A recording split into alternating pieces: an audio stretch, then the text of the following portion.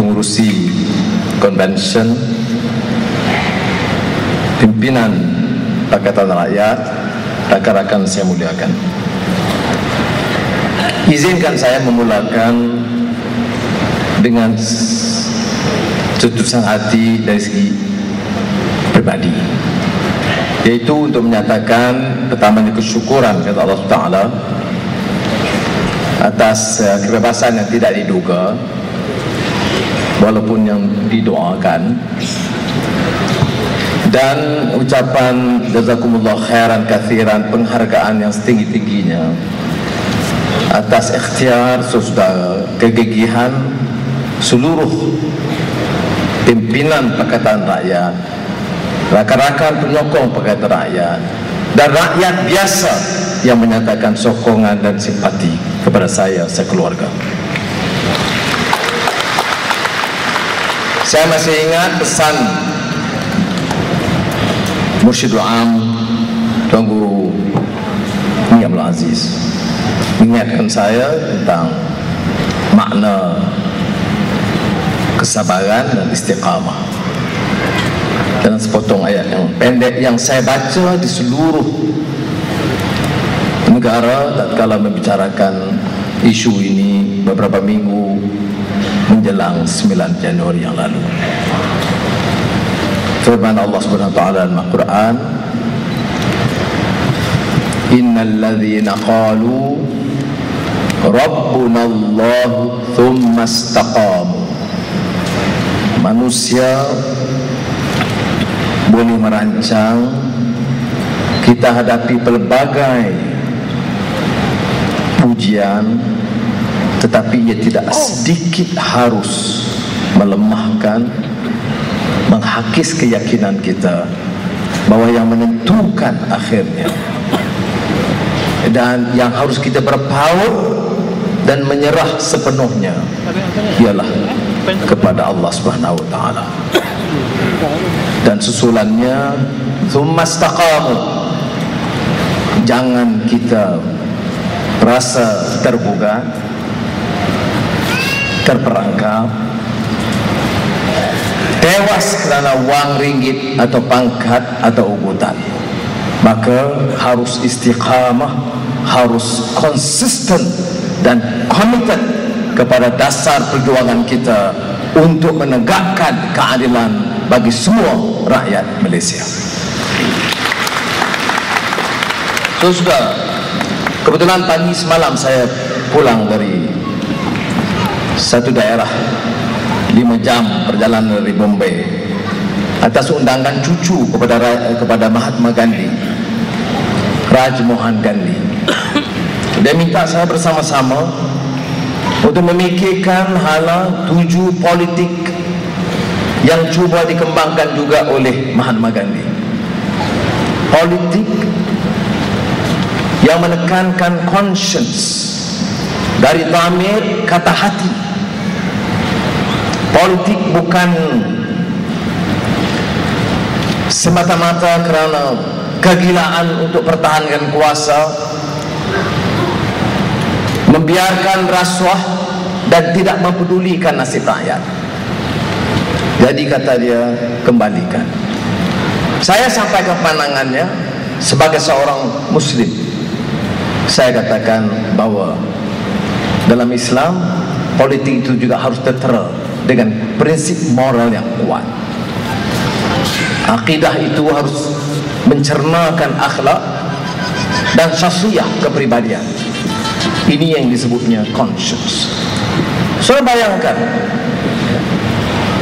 ianya relevan dalam wacana politik semasa kita, kerana kita hanya bukan bicarakan demokrasi dan kebebasan, kita bicarakan soal prinsip luhur dan murni, soal nilai dalam kehidupan manusia.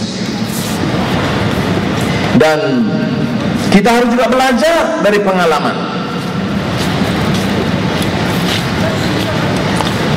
Bagi siang sebut tentang Arab Spring, satu daerah di dunia, wilayah di dunia yang dianggap paling terkebelakang dari segi menuntut suara menuntut kebebasan. Tetapi berlaku juga satu wilayah di dunia di mana cengkaman penguasa itu sangat rakus, zalim, dan rasuahnya itu menekan dan menghambat kemajuan rakyat. Tetapi bila ditakdirkan bangkit, terutama dengan suara kesadaran anak muda, mahasiswa dan anak muda, maka berlaku. Satu sudut dunia, Arab Spring menuntut kebebasan.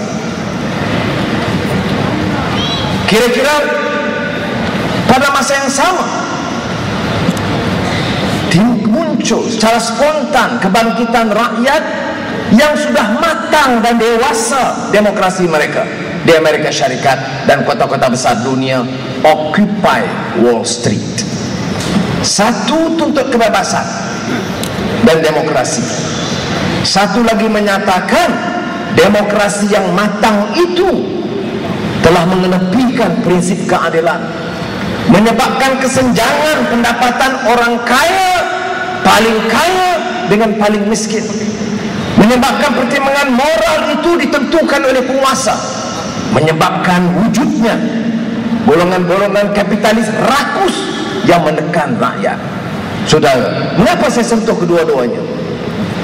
Ciri tuntutan kebebasan itu, ciri yang sebati dengan agama, dengan budaya, dengan tuntutan universal.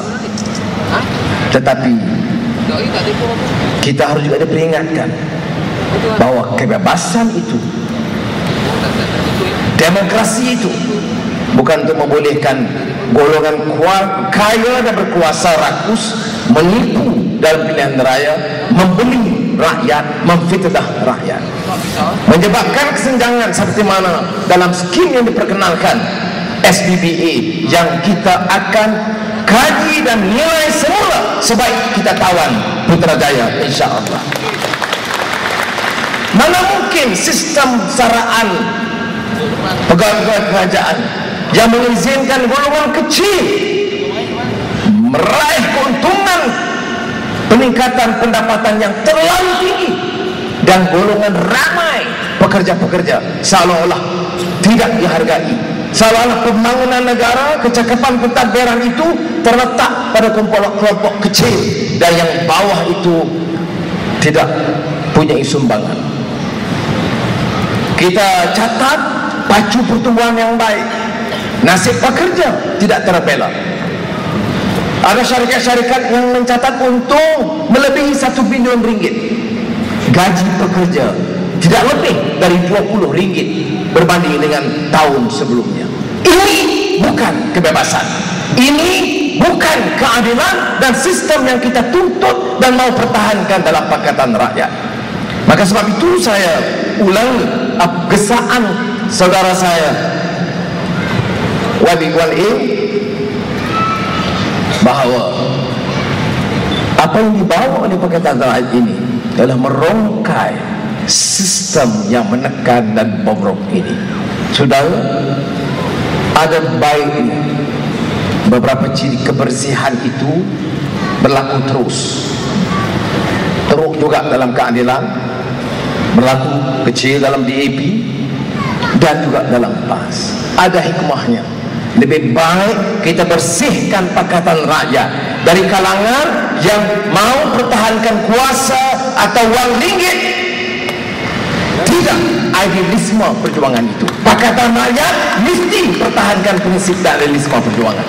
Saya ucap tahniah kepada Tuan Guru Abdul Hadi Awang dan pimpinan PAS kerana mengambil keputusan cepat yang juga mengejutkan, tegas untuk menunjukkan bahawa PAS pertahankan prinsip dan pertahankan idealisme dan sanggup hadapi sedikit sebanyak masalah dalaman untuk tidak korbankan kepentingan muafakat dan cita-cita murni dalam mempertahankan Pakatan Rakyat.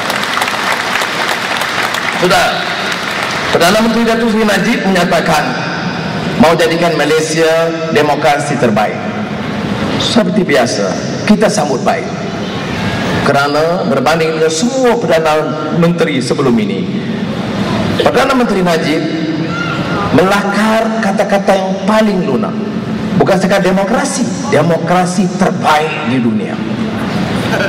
Oleh demikian, atas nama Pakatan Rakyat, saya ingin menyambut perakuan beliau dan memohon sekarang 3 perkara dengan 1 susulan tambahan. Pertama, andai benar, tidak dusta, ikhlas perakuan Datuk Seri Najib untuk jadikan Malaysia ini negara demokratik yang terbaik, maka pastikan pilihan raya akan datang ini bersih dan adil, tidak ada penipuan sama sekali. Kedua, andai kata ini demokrasi yang diwar-warkan, kita tuntut supaya Datuk Seri Najib memberikan pengarahan. Jangan bicara demokrasi untuk menawan masyarakat internasional ataupun orang-orang kota di kalangan pengampu-mengampu yang melihat kepentingan kontrak. Tetapi kalau benar demokrasi, maka Datuk Seri Najib harus pastikan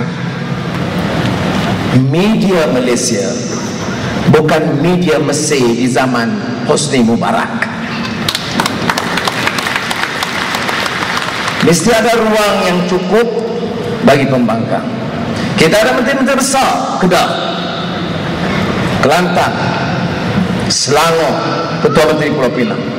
Jangan kira ketua-ketua parti semata-mata yang menjadi bahan cercaan dan momokkan tanpa ruang 1 minit pertahankan dasar mereka di negeri masing-masing. Ini demokrasi. Ini dusta kalau dikatakan satu demokrasi yang berlaku. Ini bukan suara kata hati atau conscience. Ini hanya momokkan retorik murah yang untuk dusta kepada rakyat. Sebab itu saya tanya yang kedua. Yang ketiga, institusi pemerintahan, badan kehakiman, badan penguasaan termasuk polis, Suruhanjaya pemberantasan rasuah, jentera kerajaan harus wibawa, telus dan profesional. Mereka mengatakan ya sudah berlaku, sebab itu Anwar dibebaskan. Saya ingin menjawab, alhamdulillah saya dibebaskan. Tetapi sejak zaman Aristotle mengatakan one swallow does not make a spring. Diolah oleh Shakespeare, one sparrow does not make a summer. Satu keputusan kecil walaupun melibatkan Anwar tidak semestinya melambangkan rombakan sistem badan kehakiman yang adil. Kita tuntut sistem itu dirombak, bukan hanya untuk memenangkan satu orang. Dan akhirnya justru tentang 3 perkara yang saya sebutkan tadi. Kerana Datuk Seri Najib kata Pakatan Rakyat ini retorik, Anwar dan pimpinan Pakatan Rakyat ini populis. Untuk menentukan sama ada retorik atau populis, bukan Datuk Seri Najib, bukan pimpinan Pakatan Rakyat. Saya ulangi permintaan supaya diadakan debat terbuka di antara saya dengan Datuk Seri Najib tentang dasar negara ini.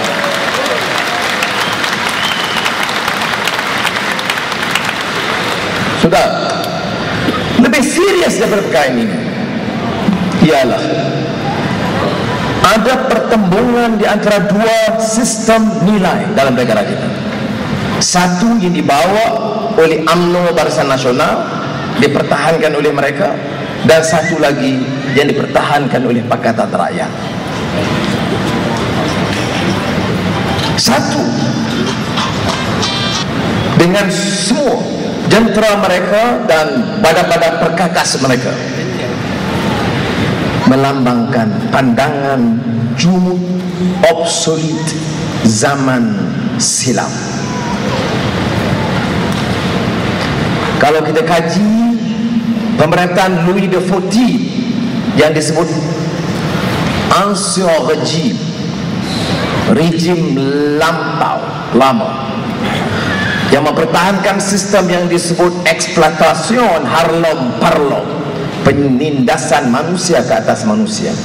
Saya ingin nukil what our miserable time calls superstition, fanaticism, intolerance, exploitation, and so forth was a necessary ingredient. Ciri-ciri penindasan dibiarkan, ciri-ciri perkauman sempit, penghinaan terhadap kaum digalakkan, kurang tasamuh, malah penekanan menjadi cara siapa? Cara Louis XIV yang menyebabkan di antara sebab dan faktor membangkitkan kemarahan dan revolusi Perancis. Ini yang saya sebutkan juxtaposition of ideas and values. Kita bawa di sini mendengar ucapan-ucapan Tuan Guru Hadi Awang dan pimpinan semua tadi, apa dia? Dari sudut Islam atau dari sudut universal dibawa oleh BAP dan sebelumnya Aziza. Itu yang dipertahankan apa? Nilai yang menghormati dan memuliakan insan, walaqad karramna bani Adam. Nilai yang mempertahankan prinsip keadilan sejagat yang disebut dan diulang oleh Tuan Guru Pening Abdul Aziz.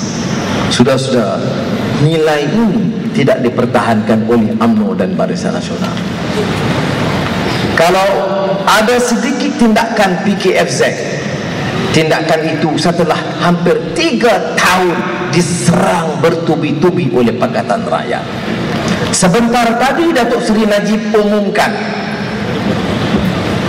aset kekayaan harta syarikat NFC kepunyaan suami Menteri Syarizat Jalil dibekukan. Ya. Sudah bayangkan, tanpa Pakatan Rakyat, tanpa suara gigih anak-anak muda Pakatan Rakyat, tanpa bantahan yang menyeluruh di kalangan rakyat, serah kepada UMNO, MCA, MIC, gerakan PPP, apakah saudara fikir mungkin ada sedikit pun tindakan? Tidak berlaku. UMNO dan Barisan Nasional tidak boleh diharapkan untuk menjaga khazanah negara ini. Noktah, full stop. Tindakan ini diambil kerana mereka sekat, mereka serang kita, mereka katakan kita fitnah. Akhirnya terbongkar. Hari ini Datuk Seri Najib kata beku. Kalau dah fitnah beku buat apa? Ini maknanya suara rakyat, suara keramat yang kita katakan.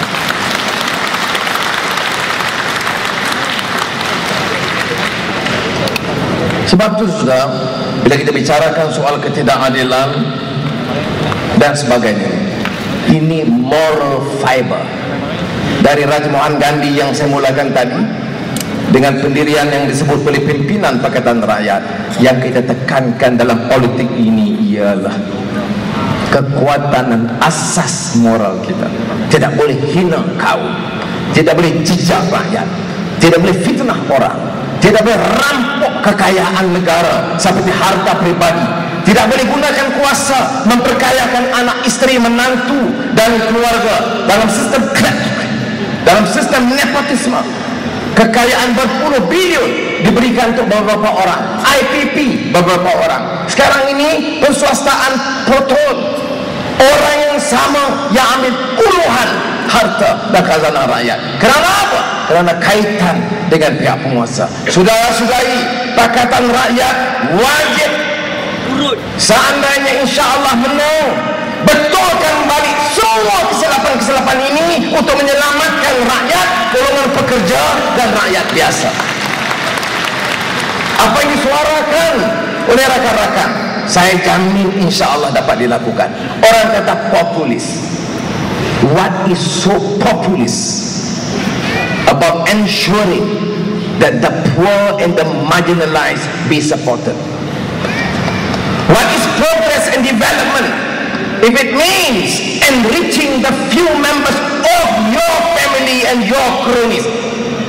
Development progress must mean to the people, to the ordinary people, their living conditions, their housing, their education, the cost to their education, and their public health.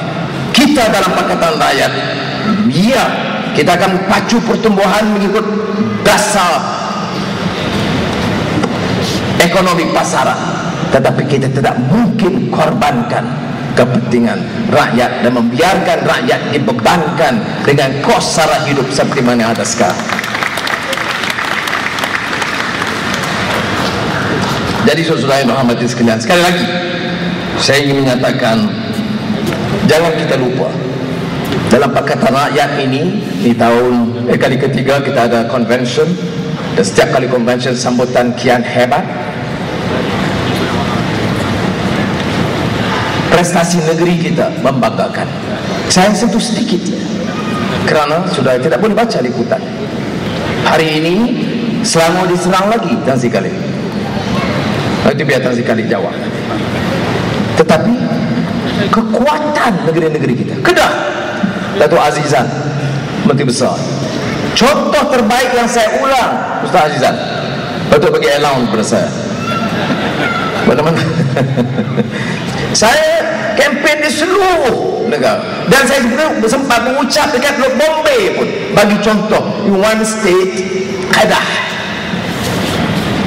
whose Menteri Besar is known as just an ustaz, tetapi respected because he is a man of integrity.